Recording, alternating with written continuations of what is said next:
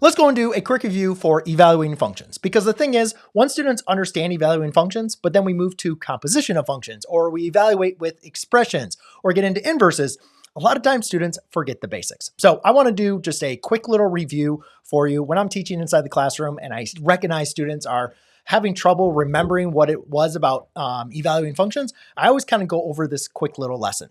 So here's a function, f of x equals x plus 5, and just a couple things to remember. F represents the name of the function, like Francine or Frank, or it could be a g of x, an h of x, anything, right? This inside these parentheses is going to be what we call our input value, all right? Because remember, a function has an input as well as an output. Whatever we plug in, we're going to get something out. Now, what's going to dictate what our output is going to be this expression over here, or also what we sometimes call our rule. Now, when we plug something into our function and we get something out, that's going to be the output. But again, it's all dictated by exactly this rule.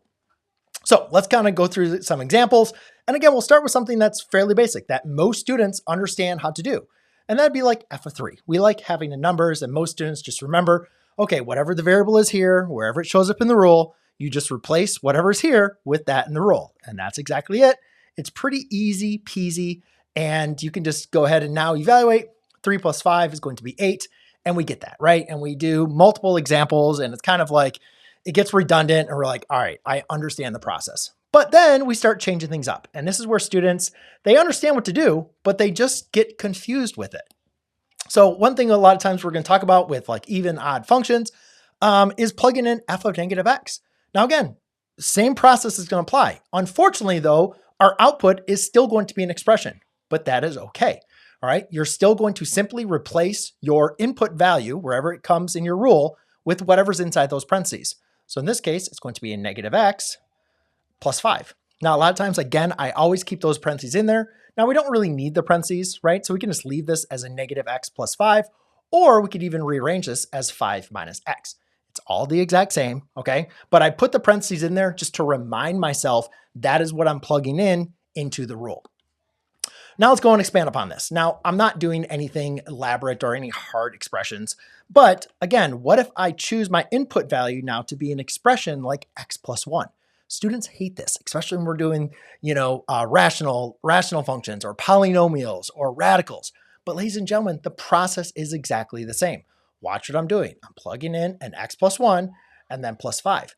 Now, in this case, once I remove the parentheses, because I'm just showing that to remind myself that's what I replaced my x with, which was x plus 1, I now recognize here I can combine my like terms, right? 1 plus 5 is going to be 6. So my final output is going to be an x plus 6, and that will be my final result. Now, number 4 is where we really want to get to the good stuff. What if I have like f of g of x? Okay, now we don't know what g of x is, right? That's another name of a function. It could be Gerald, it could be Genevieve, doesn't really matter. All right, now I will create a g of x, but let's just say we're looking at f of g of x. What would that look like? Again, following the same process, ladies and gentlemen. It's going to be, I don't know why I'm typing fx again. It's going to be g of x, okay, plus 5. And that's it. We don't know what g of x is, right? But we're just going to have to write it in as part of our output because we're replacing our input value with whatever we put inside for that function. Now, let's have a little fun and let's pretend our g of x here is going to be the expression 2x plus 1. Well, now, since g of x is equal to 2x plus 1, I can replace the g of x in here with a 2x plus 1. So therefore, I have a 2x plus 1 plus 5, right? Again, you can still show that, hey, I'm replacing g of x with 2x plus 1, and then I can combine my like terms, and that's going to be a 2x plus 6, okay? And then the last example, which again is something that will just confuse students all the time, but again, it's something that's going to show up, and you're going to see this notation. I don't know why I'm having trouble writing it. Is going to be f of x. And basically what that is plugging a function into itself. But again, how does that look? Well, again, we know f of x equals, where is it? X plus 5, okay? But before we get to that, let's just show up what it looked like. We're replacing x with f of x, so that's going to be an f of x, put that in parentheses, plus 5. Now again, what does f of x represent? F of x represents our x plus 5. So we go back over here and we write x plus 5 plus 5. Then we recognize, hey, again, I can combine my like terms, right? And I'm doing extra steps with the parentheses, guys. You don't need to do that all the time, but we get a final answer of x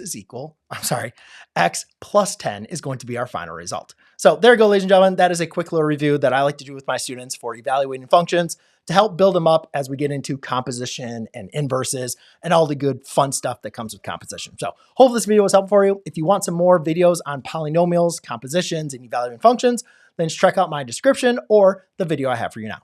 Cheers.